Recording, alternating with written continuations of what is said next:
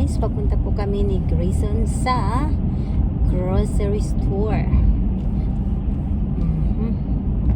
Magsha-shopping kami kung anong wala na kami doon sa bahay. Sa ngayon, nandito na po kami sa road.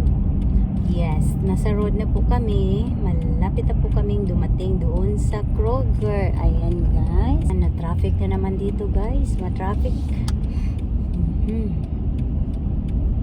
Ma-traffic lang guys. Kaya ayan. Ano lang kami guys. Kung anong wala na kami sa bahay, yun lang ang aming bibilhin. Oo. Nag-write down naman ako. Kailangan ko siya isulat guys.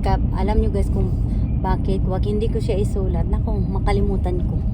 Na kami dumating doon sa Kroger. Dito na kami. Sa road na sa Kroger na. Oh, ayan. Lapit na kami guys. Dito na kami sa Kroger sa parking lot. Ayan. Magpa-park na po kami ni Grayson. Si Grayson. Alright Grayson, we're here. Kami kasi dumating na kami sa Kroger ng parking lot. So ngayon papasok na po kami doon sa store. Tara, pasok na tayo doon sa store. Tara guys, samahan nyo kami doon sa loob.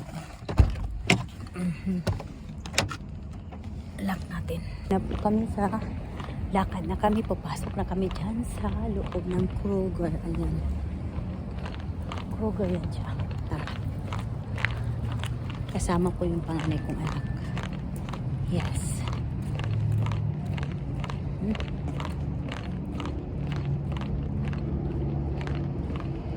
Hindi siya Kroger. Papasok na po kami dito. We can go this way. Tara.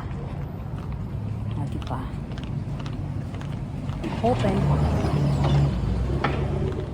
Apple guys. Paborito nila. Ayan. Grayson, what are you doing? Where's si Grayson? Tingnan ko si Grayson. Kung naman tingnan mo. Pili-pili din siya. Time.